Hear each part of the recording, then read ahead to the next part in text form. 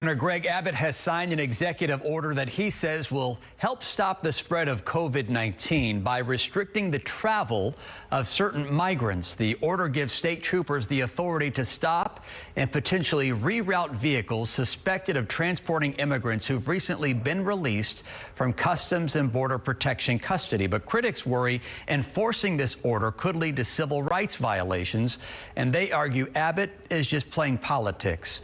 Investigator Robert Arnold is live in North Houston now to explain exactly what this order will do. Robert? There's still a lot of questions as to exactly how state troopers will enforce this new executive order and whether it will leave some immigrants stuck in border communities with no shelter.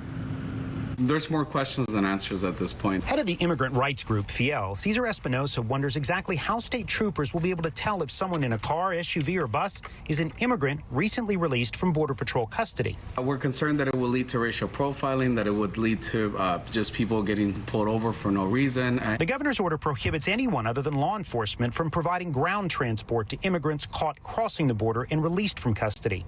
The governor says he's trying to prevent the further spread of COVID and cites rising numbers of the disease in border communities. We haven't heard what are they going to do with those migrants. Associate Director for the Center for Mexican American Studies at the University of Houston, Geronimo Cortina. Usually migrants are released when they have a certain contact, family members, friends that are able to give them shelter until their case is over. Cortina worries the state has no plans to handle large numbers of immigrants who may be forced to stay in border communities. But Border Patrol has been criticized for not testing immigrants before releasing them. The city of Laredo recently sued the federal government over the release of immigrants, writing, "Many, if not most, go untested and risk spreading the disease." South Texas College of Law constitutional law professor Josh Blackman says depending on how Texas enforces this order, it could be sued by the federal government. The Biden administration may actually argue that this is a law interfering with federal immigration policy.